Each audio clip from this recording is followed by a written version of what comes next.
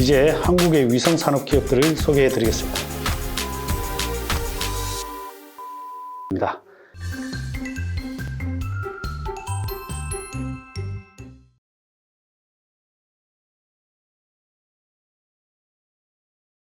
안녕하십니까. 레슨몬TV의 배진환입니다. 여러분, 지난 일부 내용 아직 기억하고 계시죠? 혹시 아직 못 보셨거나 벌써 잊어버리신 분들은 일부 내용 다시 한번 보시고 오세요. 일부에서 제프 베이조스도 우주 관광을 갈 예정이라고 했었는데 실제로 7월 20일 날 베이조스도 리처드 브랜슨에 이어서 두 번째로 민간 우주 관광을 성공하고 지구로 귀환했다고 합니다. 정말 대단합니다.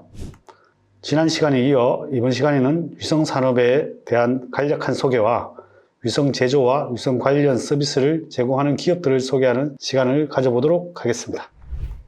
스페이스X의 자체 저궤도 인공위성 프로젝트인 스타링크가 빠르면 올해 9월에 전 세계 인터넷 서비스를 개시한다고 합니다. 우와, 대단합니다. 스타링크 프로젝트는 발사체 안에 수백 대의 소형 인공위성을 담아서 저궤도를 포함한 우주에 쏘아 올려 지상으로 초고속 인터넷을 제공하는 차세대 위성통신 사업입니다.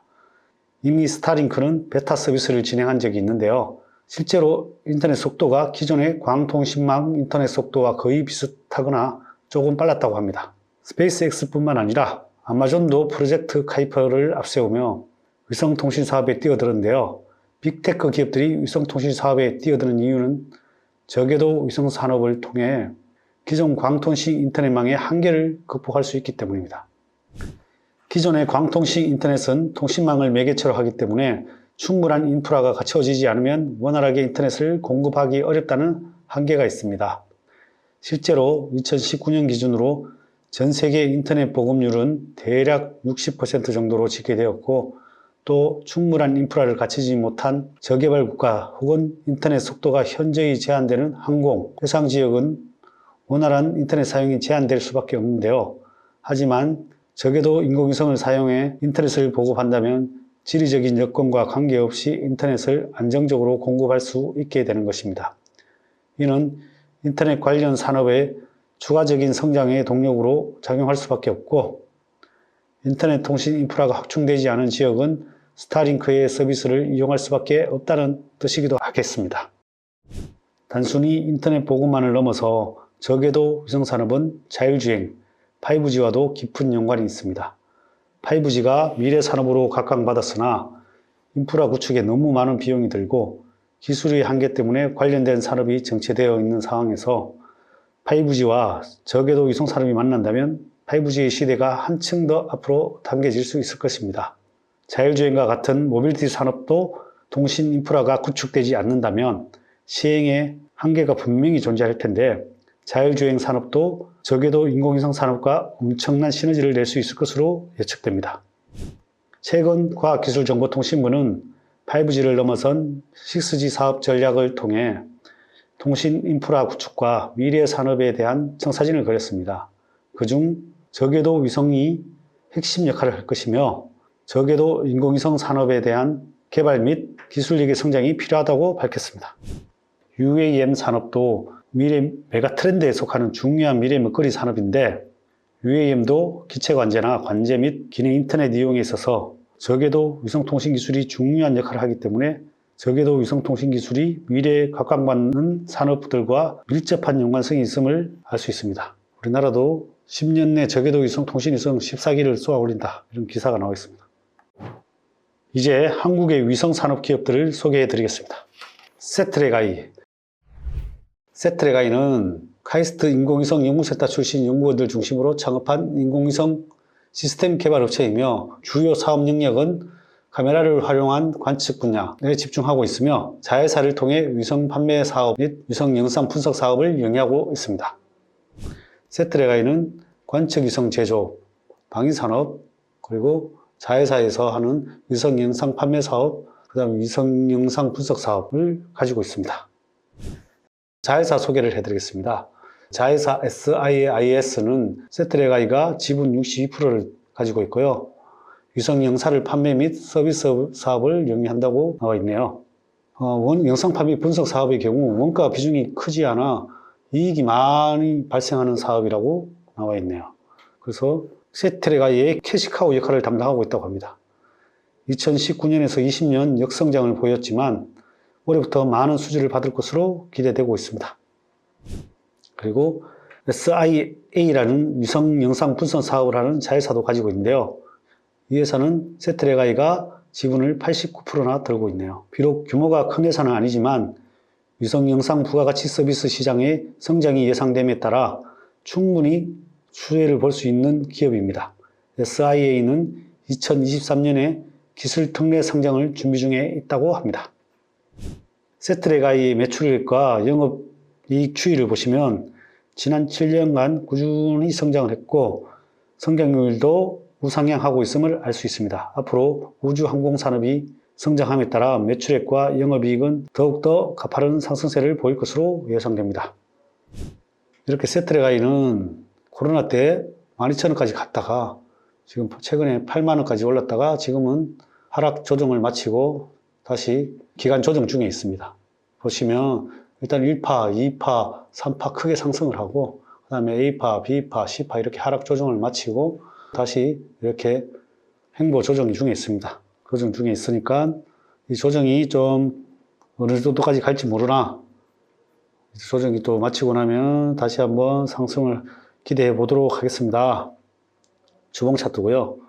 야, 이렇게 참 이 바닥에서 이렇게 뚫었을 때 이렇게 샀어야 되는데 참 안타깝습니다. 요 자리가 좋은 자리가 있었네요.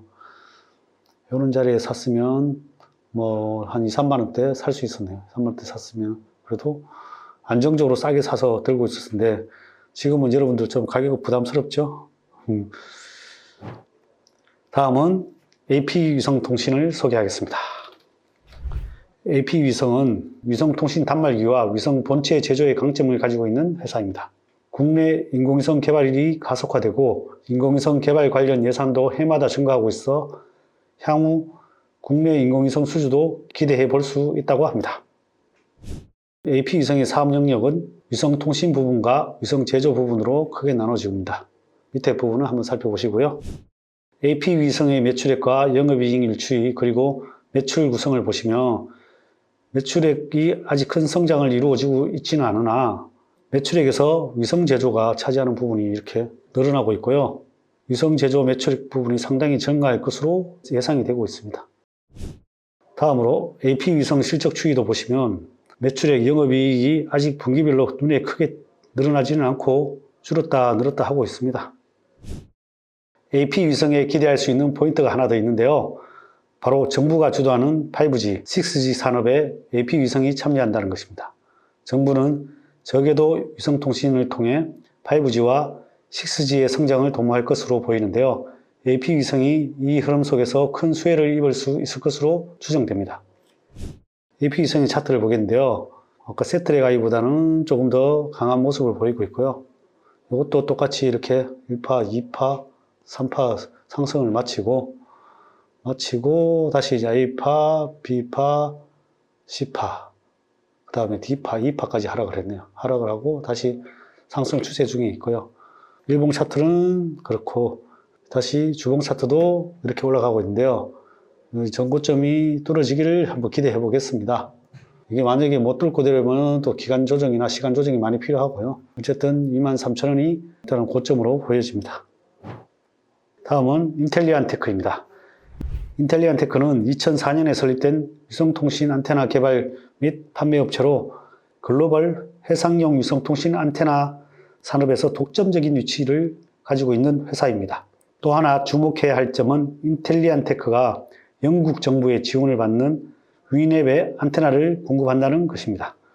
글로벌 테크 기업과 협업한다는 점은 관심 있게 보면 좋을 것 같고 추가로 본업인 해상용 안테나의 수요도 회복된다고 하니 본업의 회복과 신사업에 대한 모멘텀까지 기대해 볼 수 있겠습니다. 인텔리안테크의 매출은 해외 수출 비중이 높고 인텔리안테크의 해상용 안테나는 시장 점유율이 40%에 달하는 것을 확인할 수 있습니다. 경쟁력이 있어 보이죠? 인텔리안테크의 해상용 안테나 시장의 성장성을 보여주는 자료입니다. 유진투자증권 자료에 따르면 2028년 급격히 늘어날 전망이라고 합니다. 인텔리안 테크가 위넷에 공급하는 위성 안테나입니다. 위넷도 저궤도 통신 위성 사업에 뛰어든 만큼 인텔리안 테크도 추가적인 수주를 공급받는다면 신사업의 모멘텀이 부각될 것으로 보입니다. 인텔리안 테크의 일봉 차트인데요. 여기도 많이 참 올랐네요. 야, 이 위성주들이 이렇게 많이 올랐네요. 참 안타깝습니다. 이렇게 인공위성주를 진짜게 샀더라면 여기 2만원, 3만원짜리 샀으면 뭐 300%는 먹었네요. 큰 파동을 하나 마치고 또 이렇게 하락도 마쳤네요. 마치고 다시 조정 중에 있고요.